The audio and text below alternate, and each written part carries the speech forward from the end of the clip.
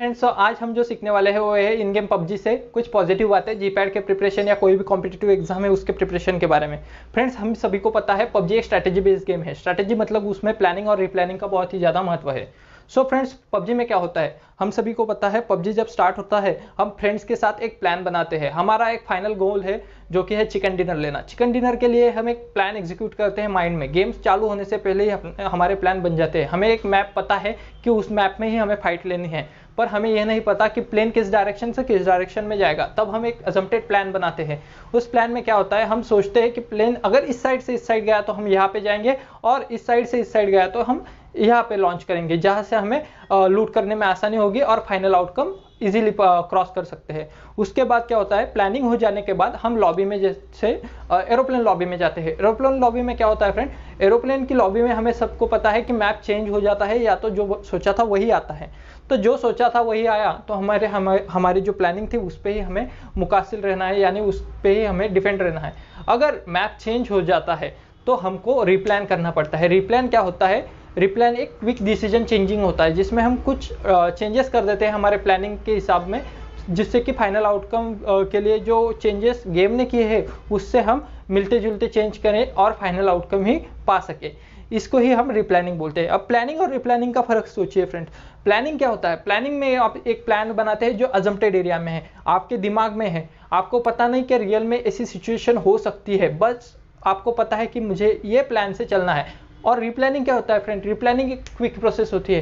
Quick process क्यों होती है, प्लानिंग को आप टाइम दे सकते हैं पहले से ही, पर रिप्लानिंग क्या होता है, तुरंत चेंज हो जाते हैं, क्विकली डिसीजन चेंज करने पड़ते हैं अकॉर्डिंग टू द कंडीशंस। इसे हम रिप्लानिंग बोलते हैं फ्रेंड। अब अगली बार का एग्जांपल देते हैं। बाहुबली द बिगिनिंग आप सभी ने देखी है। उसमें जो ओपोनेंट है कालके, वो बहुत ही स्ट्रांग है, बहुत ही ज्यादा मात्रा में उसके पास सेना है, फिर भी वो हार जाता है। क्यों हार जाता है फ्रेंड्स, उसका मतलब है प्लानिंग। बाहुबली एक स्ट्रॉन्ग प्लानिंग बनाता है, उसको पता है कालके एक्सपेक्ट भी नहीं कर सकता कि वो त्रिशूल संरचना बनाएंगे। वो बहुत ही मुश्किल सी संरचना है जिसे कोई भी आज तक नहीं कर पाया, फिर भी वो उस प्लान को अमल देते हैं और उसी प्लान से ही आगे बढ़ते हैं। कालके भी शॉक होके उस संरचना से बच नहीं पाता और वो बहुत से ड्रॉबैक में चला जाता है बिगिनिंग ऑफ द वॉर। और आपको पता है एक अच्छी बिगिनिंग ही आपको अच्छा अंत तक ले जा सकती है। इस हिसाब से क्या होता है, बाहुबली उस संरचना पे फॉलो तो करता है, पर कालके भी एक ट्विस्ट खेल लेता है और लास्ट में प्लान को गड़बड़ करने के लिए सोचता है, और एक सभी जो उस बाहुबली के जो गांव के लोग थे उनको पकड़ के ही वो उसके खिलाफ खड़ा कर देता है। तो बाहुबली उनको भी नहीं मार सकता और उसको कालके को भी मारना है। आपने देखा है भल्लाल देव जो है उसका रिप्लानिंग बहुत ही वीक था। उसकी प्लानिंग भला ही स्ट्रांग थी पर रिप्लानिंग वीक थी, इसलिए वो उन लोगों को मार देता है। पर बाहुबली क्या करता है, एक sudden randomise quick plan change कर देता है और प्लान के मुताबिक वो उन गांव वालों को भी बचाता है और उस कालके को भी मार गिराता है। इस हिसाब से ही आप देखेंगे यही डिफरेंस है फ्रेंड। आपको प्लान के साथ ही नहीं बल्कि रिप्लान के साथ भी प्रिपेयर करना है। आपको भल्लाल देव की तरह नहीं बाहुबली की तरह सोचना है, जिसने प्लान भी बनाया और रिप्लान भी बनाया। और भल्लाल देव ने क्या किया, प्लानिंग पे अमल दिया, रिप्लानिंग पे कुछ फाइनली आउटकम नहीं दिया। इससे क्या हुआ, वो अजम्प्टेड गोल तक तो पहुंच गए, पर उसका जो प्रॉपरली एग्जीक्यूशन था। लेते हैं हम चाणक्य का। चाणक्य ने क्या किया, चाणक्य का हुआ था एक अपमान होने के बाद चाणक्य का आपको सभी को पता है, धनानंद जो एक राजा था, धनानंद ने उसका अपमान किया था। धनानंद ने अपमान करने के बाद उसे गुस्सा तो आया, पर उसने गुस्से पर कंट्रोल किया और चंद्रगुप्त मौर्य एक साधारण से एक छोटे से बच्चे को लेकर उसने धनानंद को खत्म करने के लिए एक प्लान बनाया। उस प्लान के मुताबिक पहली बार तो वो फेल हो गया। क्यों फ्रेंड, फेल क्यों हुआ, आप सभी को पता है। चाणक्य ने प्लान अच्छा बनाया था पर उसका रिप्लानिंग सेक्शन अभी बाकी था। चाणक्य और चंद्रगुप्त ने थोड़ी सी ही सेना लेके उस धनानंद पे हमला बोल दिया। आखिर धनानंद वीक राजा था पर उसके पास सेना बहुत बड़ी थी। माइंड से वीक होने के बावजूद भी धनानंद जीत गया, क्योंकि चाणक्य ने और चंद्रगुप्त ने छोटी सी सेना लेके एक छोटा सा माइनर प्लान बना करके उस पर टैकल कर दिया। उन्होंने सोचा नहीं कि आउटकम क्या आ सकता है और हम किस टैकल में फंस सकते हैं। रिप्लानिंग की कोई गुंजाइश ही नहीं थी।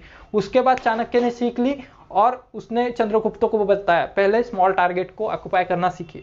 स्मॉल टारगेट को ऑक्युपाई करेंगे तभी बड़ी सेना से हम लड़ सकते हैं। इस हिसाब से देखा जाए फ्रेंड्स तो चाणक्य की वो चूक उसको एक सलाहियत या सिखावट की तरह से ही मिली है। हम देख सकते हैं कि कोई भी फेल्यूर हमारा फेल्यूर नहीं रहता, उससे हम एक लर्निंग सीख ले सकते हैं। सो फेल्यूर के बजाय आपको रिप्लानिंग की सोच में जाना चाहिए। उसके बाद क्या किया, चाणक्य ने जल्दी से चंद्रगुप्त को कहा छोटे छोटे राज्यों को टैकल कीजिए, मित्र बनाए, एक सेना बहुत बड़ी साजिश की और सेना के साथ धनानंद पे हमला कर दिया और राज्य जीत गया। इसी तरह से हम फ्रेंड्स देखते हैं कि चाणक्य को मास्टरमाइंड क्यों कहा जाता है। बहुत से एंटरप्रेन्योर हो गए, बहुत से सक्सेसफुल पर्सन हो गए, वो सब सक्सेसफुल पर्सन चाणक्य को फॉलो अप करते थे क्योंकि उनका प्लानिंग और रिप्लानिंग बहुत ही क्विक हो गया था। एक ही गलती के बाद उन्होंने अपना अजम्पशन चेंज कर लिए थे। इसी हिसाब से फ्रेंड्स आपको भी करना है। अब बात करते हैं जीपैट का प्रिपरेशन।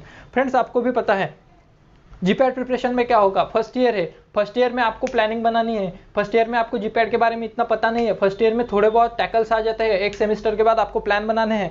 प्लान बनाने के बाद क्या होगा फ्रेंड्स, प्लान के बनाने के बाद सेकंड ईयर में उस आपको प्लान को बिल्डिंग स्टेज में बनाना है, मतलब प्लान को एग्जीक्यूशन में लाना है, स्टडी मटेरियल प्रोवाइड करना है, सब कुछ स्टडी करना है, सेकंड ईयर से स्टार्ट कर देना है। स्टार्ट हो जाने के बाद फ्रेंड क्या होता है, स्टार्ट होने के बाद आपको थर्ड ईयर में आना है। थर्ड ईयर होगा आपका एरोप्लेन स्टेज, जहाँ पे आपको क्विक टर्न मिल सकता है। आपको पता लग सकता है कि ये सब्जेक्ट मेरा वीक है, इसमें मेरा इंटरेस्ट नहीं है, तो आपको क्विक सजेशन में चेंज करना पड़ेगा और आपको प्लान को बदलना पड़ेगा। फ्रेंड्स प्लान को बदलने के बाद क्या होगा, आपको जो वीक सब्जेक्ट है या तो उनको फिर ज़्यादा पोटेंशियल दो, या तो फिर जो आसान सब्जेक्ट है उनको कवर अप करके वीक सब्जेक्ट को बाद में ले सकते हैं। जिस हिसाब से आपका स्टडी पैटर्न जाता है उस हिसाब से आपको प्रिपरेशन करना पड़ेगा।